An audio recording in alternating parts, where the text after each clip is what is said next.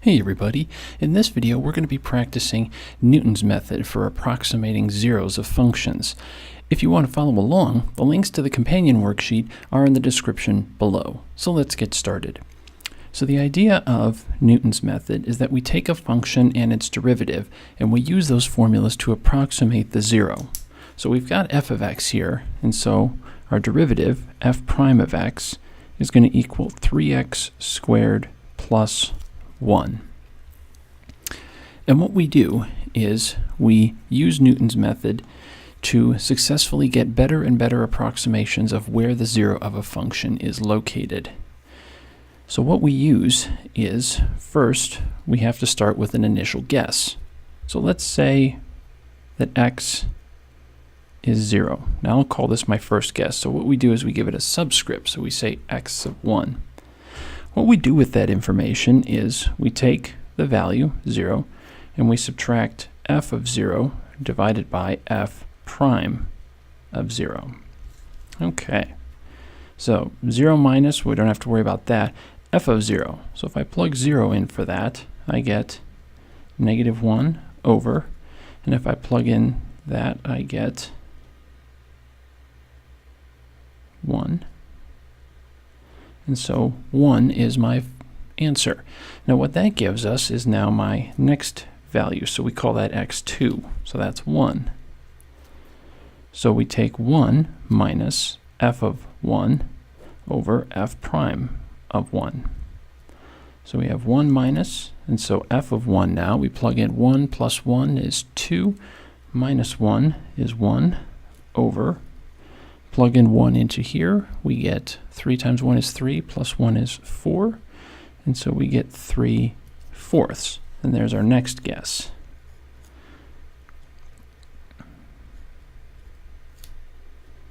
So 3/4 minus f of 3/4 over f prime of 3/4. And so here I'm going to need a calculator to help me handle this. And so I get an approximate value of 0.686.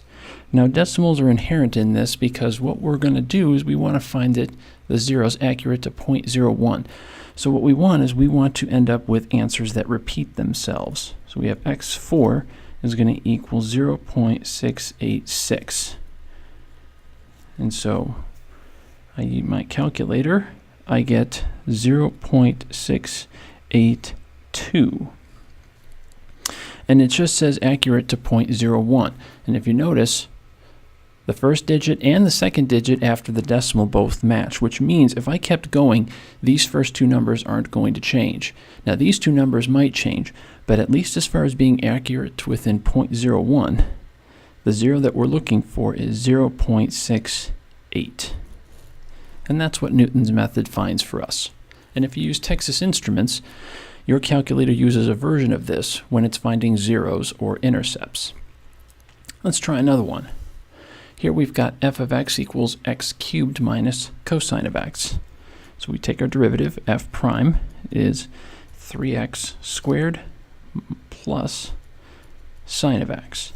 Now again, in the absence of a graph, you don't know what your first value ought to be. So I'll just set my first value equal to 0. So I have 0 minus 1. So there's negative 1 over 0 plus 0.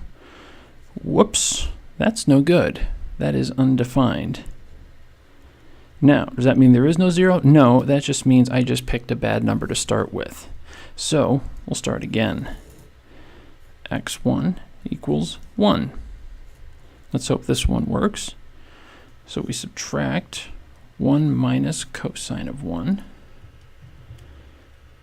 So I'll need my calculator for that, 0.460 over, plug in 1, so 3 plus sine of 1. So that's 3.841. All right, so and I calculate that. All right. that's that one, there's that, and we get a value of 0.88. So there's our next value, 0.88. And at this point, everything will be on the calculator since I have to punch in all of these decimals.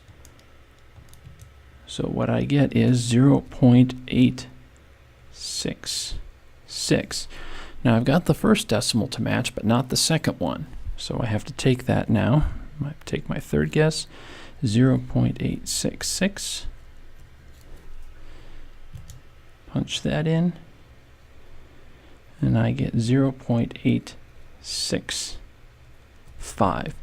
And if we're just being accurate to 0.01, the value of our 0 is 0.86. And so this is how Newton's method works, is that you continue going until these numbers repeat themselves. At that point, they've converged on what you're looking for. Now, along with learning about how Newton's method works, it's also important to be aware of why it fails. So here we've got this function, and x1 equals 1 is our first guess. And we have to explain what's wrong here. Well, looking at our derivative, we've got f prime of x equals negative 3x squared plus 6x minus 1. And so if x1 equals 1 is our first guess, that's going to give us 1 minus f of 1 over f prime of 1. So if I plug in 1 into this, I get negative 1 plus 3 is 2 minus 1 is 1 plus 1 is 2. If I plug in 1 into the derivative, I get 3 plus 6, which is 3 minus 1 is 2. No, I should get... No, that is correct. I do get 2. And so what I end up with is 0, because I have 1 minus 2 over 2. Well, there's nothing wrong with that. So let's try 0. So you have 0 minus f of 0 over f prime of 0. And so we have 0 minus f of 0 is 1, f of 0 is negative 1. And so what I end up with is 1. Oh, okay, here's where we fail, because if I plug in a 1, that gives me 0. But 0 gives me back to 1. I'm in a feedback loop here. It's just going to keep me stuck going back and forth between 0 and 1 forever. And so this is the problem with this guess. It doesn't mean that there aren't any zeros, but this guess is problematic because it's just going to go from 0 to 1 and back and forth. So let's look at number 4. What's wrong here? So f prime is going to be 6x squared minus 12x plus 6, and our initial guess is 1. So we have 1 minus f of 1 all over f prime of 1. So if I plug in 1 here, I get 2 minus 6 is negative 4, plus 6 is positive 2, minus 1 is 1. If I were to plug in here, I would get 6 minus 12 is negative 6, plus 6 is 0. Oh, well, we saw this problem. We saw that in example 2. We have an undefined. So that means that doesn't give us a value to continue with. So that's the problem with that guess. Now, number 5. Now this one is purely visual. And it's based off the idea that the way Newton's method works is you pick a point and you plot the tangent line and you ask, where does the tangent line cross the x-axis? That point is what you use then to repeat. So we're starting with an initial guess of 2. So if I look at 2 right here on the graph, what would our tangent line look like? Well, it'd be horizontal. So the tangent line doesn't have a 0. And since it has no 0, that means we can't continue. And so number 5 and number 4 are actually two versions of the same problem. If you were to plug this in, you would get an undefined. And so number 5, just a visual of what number 4 would look like. Now number 6, use Newton's method to approximate the value of square root of 2, accurate to 0.01. Now a lot of people get weirded out by this because there's no function. How do we solve this problem if we don't have a function to begin with? So what we have to ask is, well, we're trying to find a 0. So the question is, what function will have this as a 0? And that's going to be x squared minus 2. If I were to plug in square root of 2, I know that it would be a 0 there. Now what's the derivative? So f prime of x equals 2x. All right, so let's say that I start with an initial guess of 1.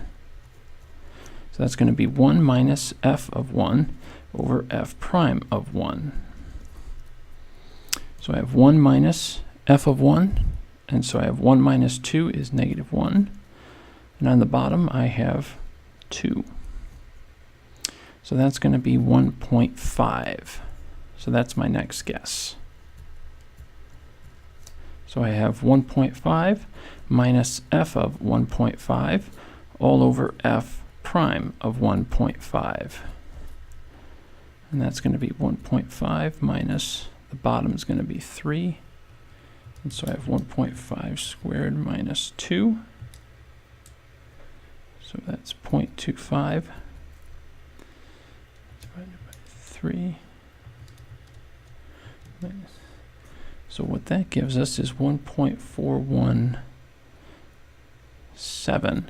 So got the 1, but the first decimal they don't match. So I have to keep going. So I have 1.417. And so everything at this point will be on the calculator. So 1.417 minus 1.417 squared minus 2 divided by 2 times 1.417. And so I get a value of 1.414. And there we go. The first decimal and the second decimal both match. So 1.41. So that is our approximation for square root of 2. Thanks so much for watching. If you liked this video, please give it a thumbs up. For more videos like this, click the subscribe button. If you're a teacher and you found this helpful, share it with your colleagues or your students. If you're a student and you like this, share it with your classmates. If you have suggestions or problems that you want to see worked out, type a comment below. To support the channel, click the Patreon link to help keep this going. Thanks so much for watching. And remember, the best way to understand something is to do it.